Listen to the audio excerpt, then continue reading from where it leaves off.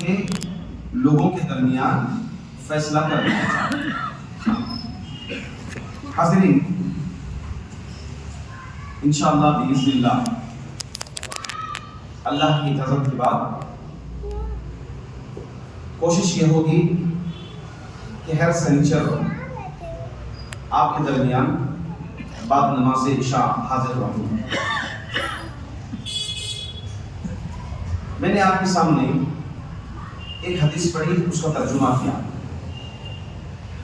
اس حدیث کو سامنے رکھ کر ایک واقعہ ہے جو شیخ ابن عثیمین اپنی کتاب فتح ذی الجلال والاکرام کے اندر نقل فرمایا ہے۔ واقعہ یہ ہے، حدیث آپ نے سماعت فرمائی کہ آدمی کل قیامت کے دن اپنے صدقے کے سائے میں ہوگا، یہاں تک کہ لوگوں کے درمیان فیصلہ کر دیا جائے۔ تو ایک صاحب اپنا واقعہ بیان کرتے ہیں، جبکہ شیخ ابن عثیمین کم عمر تھے اس وقت۔ واقعہ اس طرح ہے کہ وہ بہت ہی بخیل تھے، اللہ کے راستے میں صدقہ خیرات نہیں کرتے تھے، اور اپنی بیوی کو بھی اللہ کے راستے میں صدقہ خیرات کرنے سے روکتے تھے۔ ہوا یہ کہ ایک دن وہ آرام فرماتے ہیں اور خواب دیکھتے ہیں۔ خواب میں کیا دیکھتے ہیں کہ یہ سوئے ہوئے ہیں اور قیامت کے دن محشر میں سورج 1 میل کے فاصلے پر ہے۔ لوگ جو ہے حالات جیسے قیامت کے دن بیان کی گئی ہے، قیامت کے مطابق بیان کی گئی ہے کہ لوگ گناہوں کے مطابق پسینے میں ڈوبے ہوئے ہوں گے۔ ایک چادر انہیں سایہ کرتی ہے اور اس چادر میں 3 چھید تھے، ان چھیدوں سے سورج کی شعاعیں اندر آ رہی تھی۔ پھر ہوتا کیا ہے، 3 کھجور ان چھیدوں کو، اتنے ہی چھید بھی تھا، ہول بھی تھا اس چادر پر، کھجور کے معنی وہ 3 کھجور 3 ہولوں پر، 3 چھیدوں پر پیوند لگا دیتے ہیں، یہاں تک کہ وہ گرمی کی شعاعیں ختم ہو جاتی ہیں۔ پریشان ہو کر اٹھتے ہیں اور اپنا یہ واقعہ بیوی سے بیان کرتے ہیں۔ بیوی کہتی ہے، یقیناً میں نے آپ کی اجازت کے بغیر ایک فقیر گھر آیا تو میں اسے چادر صدقے میں کر دیا۔ پھر کچھ دن بعد ایک اور فقیر گھر آیا تو میں نے اسے 3 کھجور صدقہ کر دیے۔ سبحان اللہ، یہ سننے کے بعد یہ اللہ کے راستے میں صدقہ کرنے والے، خیرات کرنے والے، بلکہ ان کی بخالت ختم ہو گئی اور ایک سخی انسان بن گئے۔ یہ واقعہ شیخ ابن عثیمین اس حدیث کی شرح میں نقل فرمایا۔ دیکھیں، یقیناً اس واقعے کو اور اس حدیث کو دونوں کو ہم سامنے رکھیں گے، ہمیں کئی نصیحتیں اس میں معلوم ہوتی ہیں۔ پہلی چیز یہ معلوم ہوتی ہے کہ صدقہ قیامت کے دن سایہ کرے گا۔ اللہ کے رسول صلی اللہ علیہ وسلم نے فرمایا کہ انسان جیسے صدقہ کرتا وہی صدقہ کل قیامت کے دن اس کو گرمی سے، سورج کی شعاعوں سے، سورج کی گرمی سے حفاظت فرمائے گا۔ اور اسی طرح صدقہ سایہ کرنے کے سلسلے میں اللہ کا عرش کی طرف سایہ کرے گا کچھ لوگوں کو۔ یہ بھی حدیث ہم سنے ہیں، اس میں سے ایک ایسا انسان تصدق بصدقة فأخفاها حتى لا تعلم شماله ما تنفق يمينه۔ ایک ایسا آدمی بھی ہوگا جو صدقہ کرے گا یہاں تک کہ اس کے بائیں ہاتھ کو نہیں معلوم ہوگا کہ دائیں ہاتھ سے اس نے کیا خرچ کیا، مطلب چھپ چھپا کر کے صدقہ کرنے والا۔ تو کل قیامت کے دن سایہ ہوگی وہ چیز۔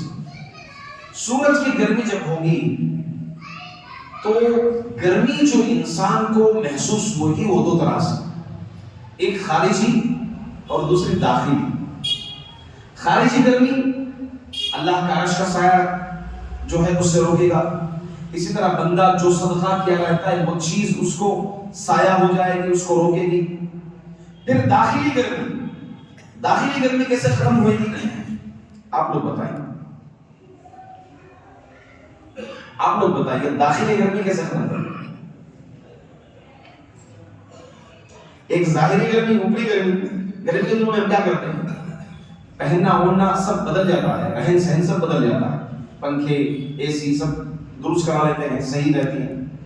اس کے علاوہ کھانا بھی ہمارا غذائی اسٹائل بھی بدل جاتا ہے, زیادہ تیز تیکھا یہ سب نہیں کھاتے, کٹ رائس ایسی چیزیں زیادہ کھاتے ہیں, نیمبو کا شربت یہ سب پیتے ہیں زیادہ. تو یہ داخلی گرمی جو ہے دور کرنے کے لیے, خارجی گرمی دور کرنے کے لیے لباس ہمارا بدل جاتا ہے, موٹا کپڑا نہیں پہنتے, کاٹن کا پہنتے, لینن کا کپڑا پہنتے. داخلی گرمی دور کرنے کے لیے کیا کرتے ہیں, دوسرے غذائیں کھاتے ہیں.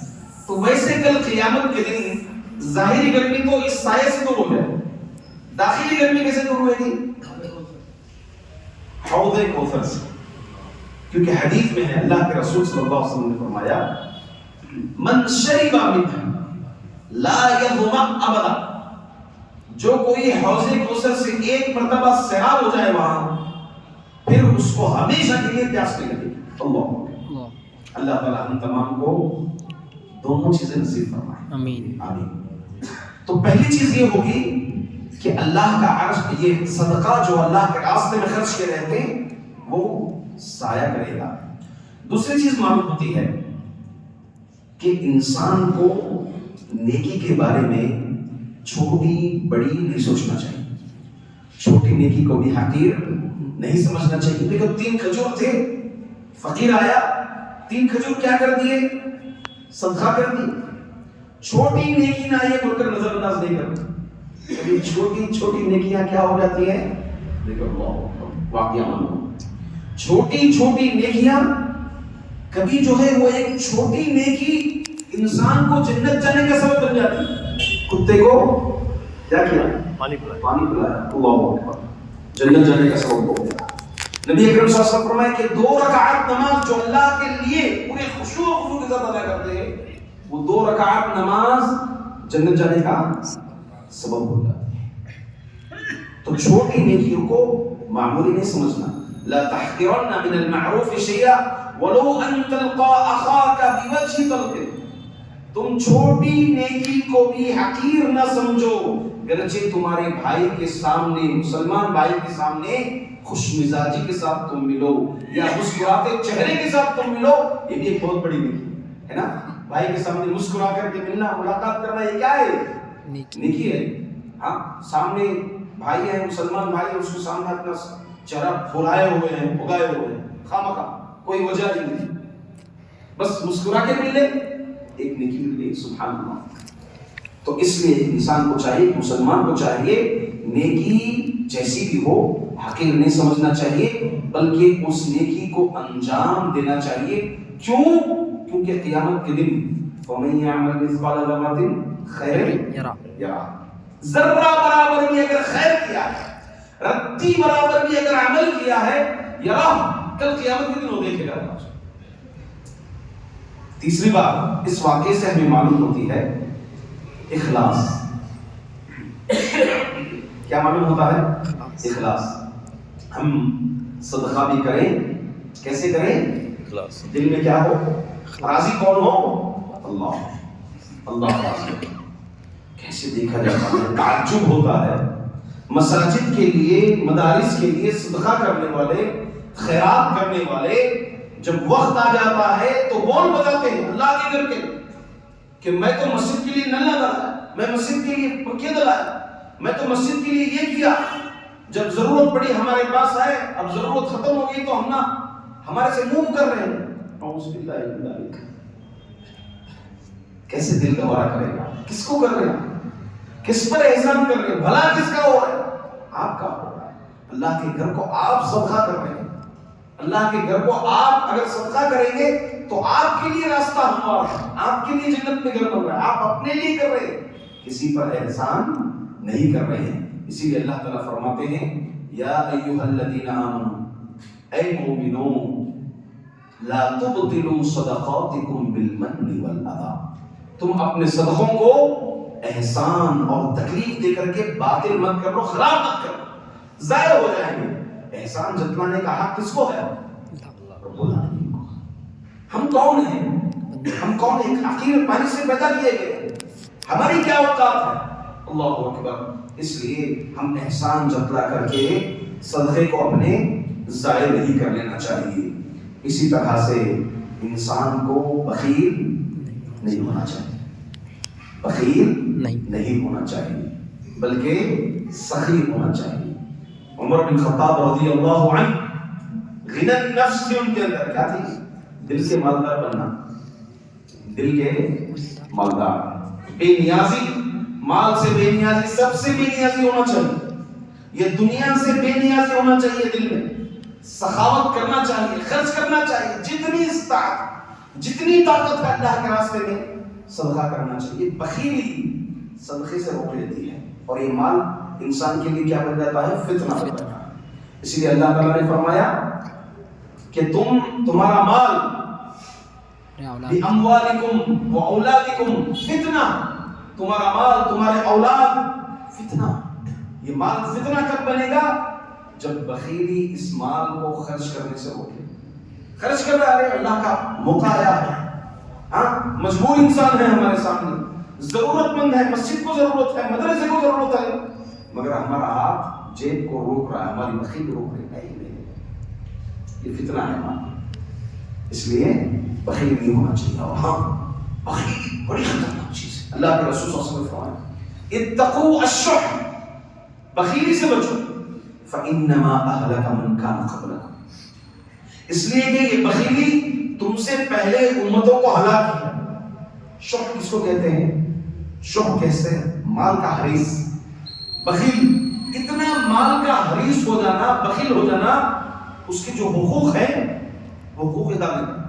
بیوی پر خرچ کرنے کا حق ہے، بچوں پر خرچ کرنے کا حق ہے نا، غریبوں پر خرچ کرنے کا حق ہے، اللہ کے راستے میں خرچ کرنے کا حق ہے، مگر بخیلی ایسی ہے کہ یہ حقوق ادا کرنے سے اس کو بخیلی روک رہی ہے، تو ایسی بخیلی کو کہتے ہیں شح۔ یا پھر جو ہے اس مال کے حریص ہو کر کے لوگوں پر ظلم و زیادتی کر کے مال نکالنا، اور اس مال کی محبت میں آ کر حلال و حرام کی تمیز نہ کرنا، یہ ہے شح۔ اگر یہ چیزیں آ جائیں گی تو ہلاک کرے گی نہیں کرے گی؟ پچھلی امتوں میں تھی یہ چیزیں، ہلاک ہو گئے وہ لوگ، یہ امت میں ہے نہیں ہے۔ مال کے لیے کیا نہیں کرتا انسان، پیٹ کے لیے کیا نہیں کرتا، سب کچھ جو ہے پامال کرتا ہے، اللہ کے حدود کو پامال کرتا ہے۔ تو انسان کو چاہیے کہ مال کا حریص ہرگز نہیں ہونا چاہیے۔ وَإِنْ أَلْهَاكُمُ التَّكَاثُرُ، الْهَاكُمُ التَّكَاثُرُ، تمہیں مال کی زیادتی، مال کی حرص مندی، زیادہ طلبی نے تمہیں ہلاک کر رکھا ہے۔ تو انسان کو چاہیے کہ وہ بخیل نہ ہو۔ اور اسی کے ساتھ ساتھ خواب، اس کی 3 قسمیں ہیں۔ پہلی قسم انسان جو سوچتا ہے، حدیث النفس کہتے ہیں، یہ پہلی قسم ہے۔ دوسری قسم کچھ خواب اللہ کی طرف سے ہوتے ہیں۔ تیسری قسم شیطان کی طرف سے کچھ خواب ہوتے ہیں۔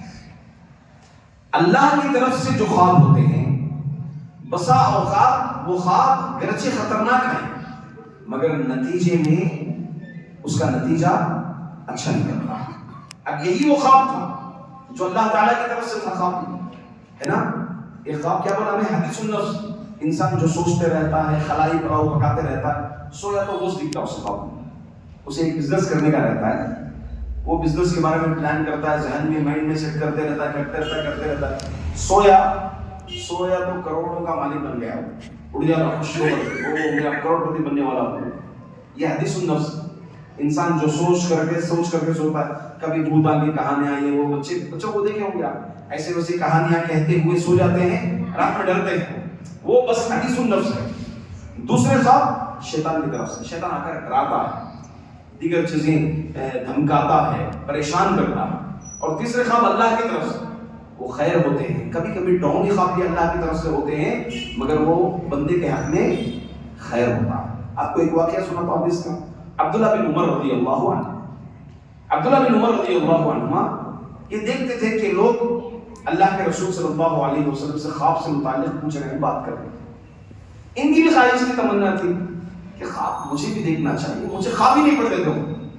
ایک دن جو ہے مسجد النبوی میں سوئے اور یہ دعا کیے کہ اللہ مجھے بھی خواب دکھا۔ سو گئے بیچارے۔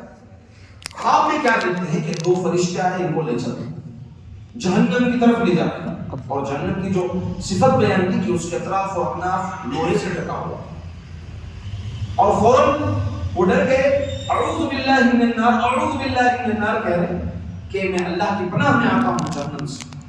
تو فرشتے کہتے ہیں کہ نہیں، اس کا رخ موڑ دیتے ہیں۔ عبداللہ بن عمر رضی اللہ عنہ کا رخ موڑ دیتے ہیں، کہتے ہیں کہ ڈرو مت۔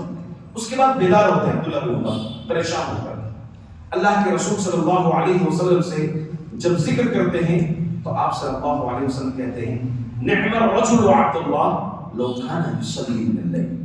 عبداللہ بن عمر کے لیے کتنی اچھی بات ہوگی کہ اگر وہ رات میں تہجد کی پابندی کر لے۔ راوی حدیث بیان کرتے کہ اس کے بعد عبداللہ بن عمر رات میں بہت کم سویا کرتے تھے۔ تو دیکھیں خواب ڈرونی، سبب کیا نکلا، نتیجہ کیا نکلا، تہجد کی پابند بن گئے۔ یہاں بخیل تھے، ڈرونی خواب نظر آیا، نتیجہ کیا نکلا، نتیجہ کیا نکلا، ایک اچھے سخی انسان بن گئے۔ اسی طرح سے نیکی کا اثر، نیکی کا اثر آخرت میں بہت نمایاں صورت میں ملتا ہے۔ اللہ کے رسول صلی اللہ علیہ وسلم فرماتے ہیں، حدیث ہے بخاری شریف کی، من تصدق بعدل تمرۃ من کسب طیب ولا يقبل الله الا الطيب فان الله يقبلها بيمينه ثم يربيها لصاحبه كما يربي احدكم فلوه حتى تكون مثل الجبل۔ اللہ کے رسول فرماتے ہیں کہ جو کوئی کھجور کے برابر ہے صدقہ کرتا ہے اور پاک مال صدقہ کرتا ہے، حلال مال صدقہ کرتا ہے، کیونکہ اللہ تعالیٰ صرف پاک مال کو قبول کرتے ہیں، اور اللہ تعالیٰ جو پاک مال سے صدقہ کرتا ہے حلال مال سے، اس کو اللہ تعالیٰ اپنے دانے ہاتھ سے قبول کرتے ہیں، پھر اس کو اس کی تربیت کرتے ہیں، مطلب یہ سمجھے اس کی نشو نما کرتے ہیں، جیسے تم میں کا کوئی گھوڑے کی نشو نما کرتا ہے۔ آپ کو معلوم ہونا چاہیے اللہ کے رسول صلی اللہ علیہ وسلم نے گھوڑے کی مثال دی۔ گھوڑا جانوروں میں ایک ایسا جانور ہے جس کی بڑھوتری، جس کا نشو نما بہت تیزی سے ہوتا ہے، اور خصوصاً جن کو گھوڑا پالنے کا شوق ہوتا ہے، آپ دیکھیں کہ وہ بہت ہی احتیاط سے، بہت ہی نرمی سے پورا احتیاط کرتے ہیں، جتنے بھی اس کے لیے سہولیات ہو ان سہولیات کی پابندی کرتے ہیں۔ دیکھیے سواری جیسے ہمارے پاس دیگر سواریوں کے سلسلے میں کار وغیرہ لوگ کیسے حفاظت کرتے ہیں، کیسے ڈھنگ سے رکھتے ہیں، صاف ستھرا رکھنے کی کوشش کرتے ہیں، ویسے گھوڑوں کو لوگ جو ہے کیا کرتے تھے۔ اور گھوڑا کیا ہے، بہت تیزی سے بڑھتا ہے، ویسے ہی ایک انسان صدقہ کرتا ہے تو اللہ تعالیٰ کیا کرتے ہیں، اس کو بڑھوتری کرتے ہیں، یہاں تک کہ وہ بڑھ جاتا ہے۔ ایک حدیث میں آتا ہے، حدیث ذکر کر کے اپنے درس کو ختم کر دوں گا، کہ ایک مومن کل قیامت کے دن اللہ تعالیٰ کے دربار میں جائے گا، اللہ تعالیٰ اس کو ڈھیر سارا اجر و ثواب جو صدقہ کیا رہتے ہیں وہ بتاتا ہے۔ بندہ کہتا ہے کہ اللہ میں تو اتنا صدقہ کیا ہی نہیں، تو اللہ تعالیٰ کہتے ہیں کہ تو نے جو تھوڑا کیا اس کی ہم نے نشو نما کی، اس کی ہم نے بڑھوتری کی، یہاں تک کہ یہ آج اس ڈھیر کی شکل میں آپ کے سامنے موجود ہے۔ تو لہٰذا ہمیں چاہیے کہ اللہ کے راستے میں خوب صدقہ کریں، بخیلی سے کام نہ لیں، اللہ کی خاطر اللہ کو راضی کرنے کے لیے کریں، لوگوں کے سے دکھاوا ہمارا مطلوب قطعاً نہ ہو۔ اللہ تعالیٰ سے دعا ہے کہ اللہ تعالیٰ ہم تمام کے اعمال میں اخلاص پیدا فرمائے، ہمیں اللہ کے راستے میں صدقہ کرنے والا، خیرات کرنے والا بنائے، آمین۔ اقول قولی ھذا استغفر اللہ لی ولکم ولسائر المسلمین من کل ذنب فاستغفروہ انہ هو الغفور الرحیم۔